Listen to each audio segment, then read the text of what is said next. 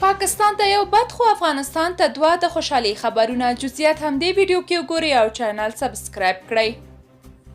پاکستان ته بد خبر دا ده چې وزیرستان کې 15 پاکستاني پوځیانو ته مرګ شوپله اوښتې.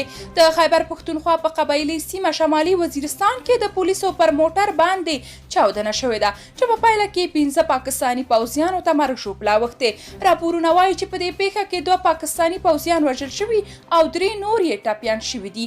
د پاکستان پوځ بیا د پیښې د پخلي ترڅنګ زیاته کړې ده چې په دې پیښه کې لومړی ټول ټپیان وو، خو د دوو هغو په روغتونو کې د سختو ټپونو له امله ساور کړي. د پیښې په اړه تر اوسه پورې کومې وسلوالې ډلې پر غاړه نه ده اخیستې. بلخو افغانستان ته د بشري نغدي مرستو دوهمه کڅوړه راورسېده.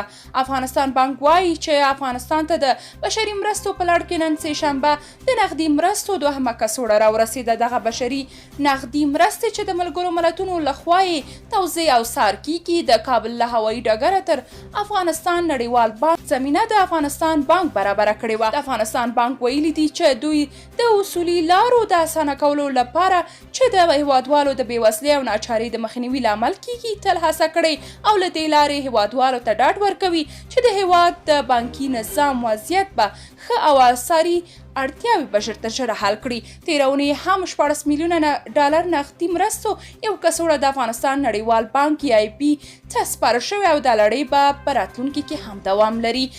په بل خبر کې راځي چې د طالبانو کابینې پریکړه کړې چې د شاه عروس بند چارې باید ژر تر ژره بشپړ شي.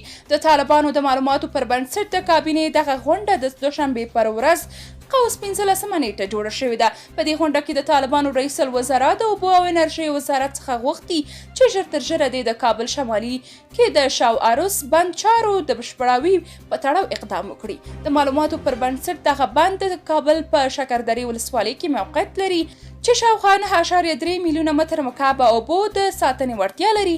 د پخواني حکومت د خپاره شوي معلوماتو له مخې دغه بند 1.5 میګاواټه برېښنا د تولید ظرفیت هم لري.